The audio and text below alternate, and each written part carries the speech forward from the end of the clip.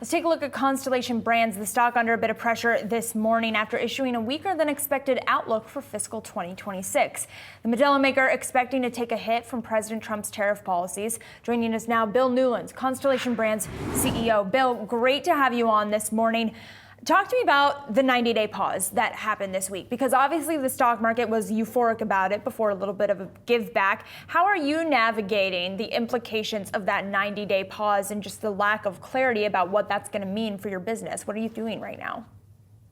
Well, fortunately, we've been USMCA compliant from back in the first Trump administration. So we've had relatively little involvement relative to that. Our main involvement has been around the whole aluminum tariff.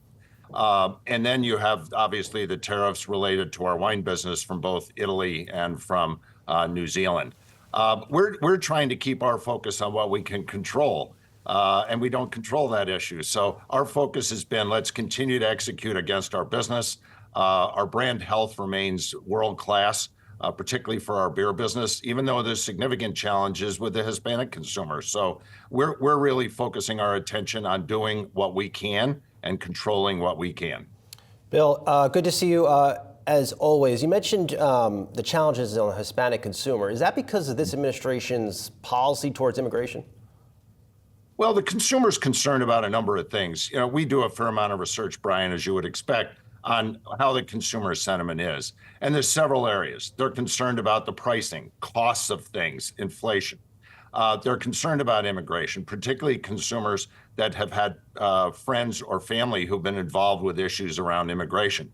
And how that's translating is that people are spending less. They're out less in restaurants. They're spending less on consumer goods and consumables. Fortunately, beer is pretty far down the list, but there's an overall concern in that community, less social gatherings. You know, people are getting together less. Those are beer moments. So for us, that creates a bit of a challenge that many of those scenarios and situations that normally would be consuming of our products are just not happening at the rate they have been.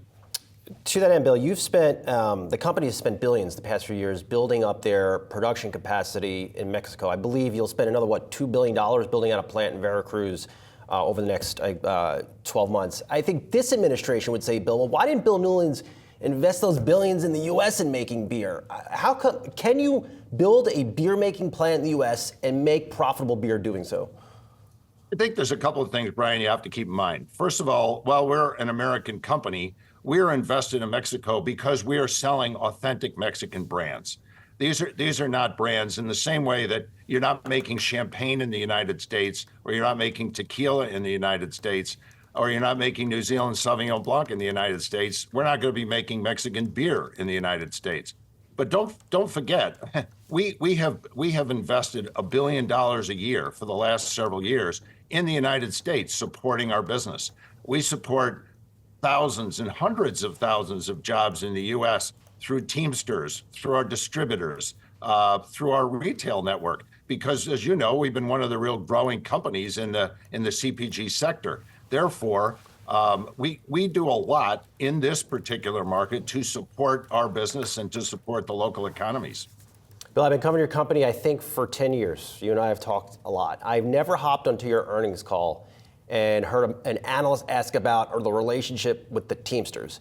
Help us understand, are the Teamsters trying to pit American beer companies versus companies that produce in Mexico like yours? And what will that back and forth look like this summer? And do you think it impacts a company like yours? I think the Teamster question was more of a localized issue. What probably wasn't recognized, although I do believe the National Teamsters now very much understand, we brought a lot of new jobs to this country.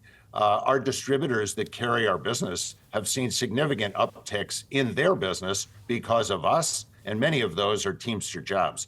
So I think there's a lot of learning to be done about how companies like ours operate and the amount of business that we bring into the U.S.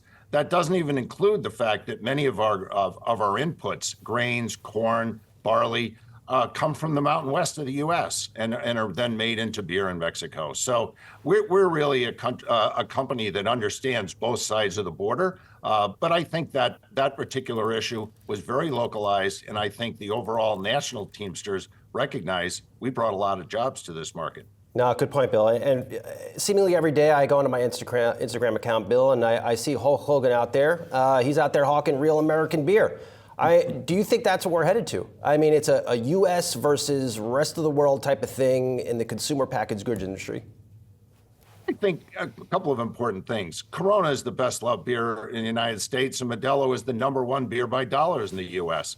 So our beers are very well received by U.S. consumers, and there's no beer of size that has the growth profile that Pacifico's had. It was up 16% last year. So we have brands that are very well received by U.S. consumers, and I hope it doesn't go into that sort of an angle because our brands have been very well received here in this country. Bill, my sources tell me that they're shocked that more CEOs aren't talking about the negative impact of immigration policy on their bottom line. So I'm interested that you brought that up. And I wonder, in a hypothetical scenario where you have a line into the White House, which policy are you bringing up that you would like changed? Tariffs or immigration? I think consistency is something that we're anxious to see. It's sometimes difficult to plan when you see varying things that occur over time. It also would be very good, in our judgment, to calm the Hispanic consumer down. Most people who are in this country legally have no issue, but there's a fair amount of fear.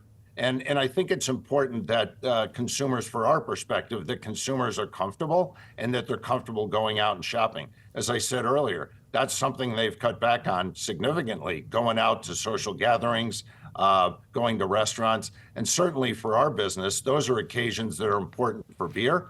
And it would be important that those consumers get more comfortable. And Bill, I talked to a lot of leaders that occupy your seat, the CEO seat, and they tell me they've never managed through something like this before. They've never seen it before. It's chaos. It's impacting how they're thinking about their longer term operations. Have you had to manage through a situation like this before? And what has the past month been like for you? I'd say the only thing that's been close to it was the initial COVID timeframe. Obviously, people changed their behavior quite a bit during COVID. And you're seeing some similar, although it plays out differently, but changes in consumer behavior that are sort of unprecedented. We've decided very carefully we're going to stay focused on what we can control because some of the peripheral elements you just can't control.